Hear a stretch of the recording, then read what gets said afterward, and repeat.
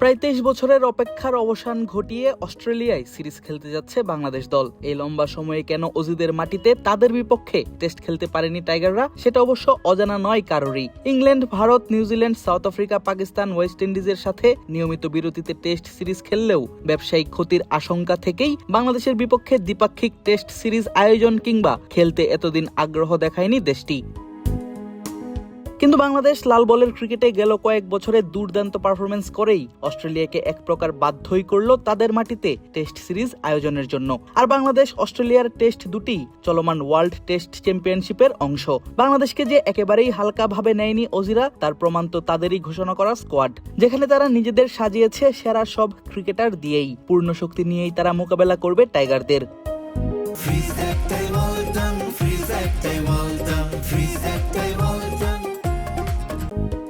অপরদিকে বাংলাদেশের স্কোয়াডের দিকে তাকালে দেখা যাবে 15 জনের কেউই এখন অবধি খেলেনি অস্ট্রেলিয়ার মাটিতে কোনো টেস্ট ম্যাচ। দলের একমাত্র শত টেস্ট খেলা ক্রিকেটার মুশফিকও কখনো সাদা জার্সি পরে খেলতে নামেনি অজিদের দেশে। আর সে কারণেই সিরিজটা বেশ গুরুত্বপূর্ণ বাংলাদেশের জন্য। টেস্ট সিরিজে ভালো করতে পারলে অস্ট্রেলিয়ায় খেলতে যাওয়ার দুয়ার খুলবে বাংলাদেশের, এমনটাই ভাবছেন টাইগার টেস্ট অধিনায়ক নাজমুল শান্ত। ভালো ক্রিকেট খেলেই তিনি আদায় করতে চান অজিদের কাছ থেকে প্রাপ্য সম্মান।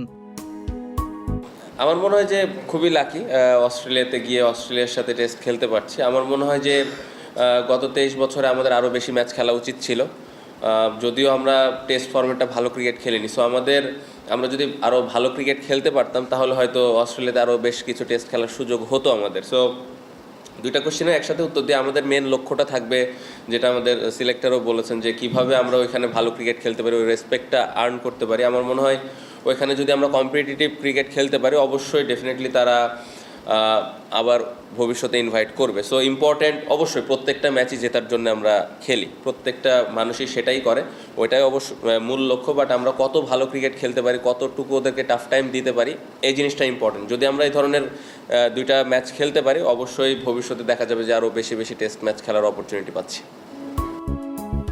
টেস্টে বাংলাদেশ ঠিক কতটা এগিয়ে যাচ্ছে তার আরেকটি উদাহরণ ইংল্যান্ডের আগামী বছরের শিডিউল। সেখানেই দেখা গিয়েছে 2027 সালের মে মাসের 28 তারিখ বাংলাদেশ খেলবে ইংল্যান্ডের বিপক্ষে টেস্ট ম্যাচ, সেটিও আবার লর্ডসে। কোনো সিরিজের বা টেস্ট চ্যাম্পিয়নশিপের অংশ হিসেবে নয়, ইংল্যান্ডের আমন্ত্রণেই তাদের দেশের সবথেকে বিখ্যাত মাঠে খেলতে যাবে টাইগাররা, সেটিও প্রায় 17 বছর পর।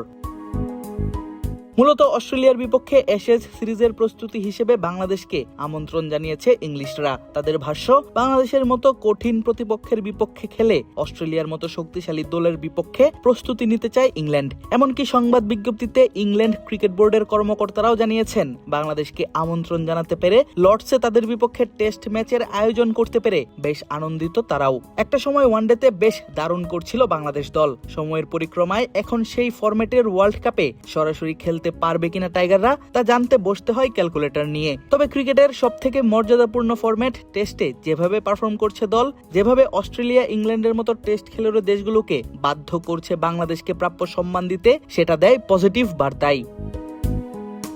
আদিব আশরাফ, ক্রিক ফ্রেঞ্জি।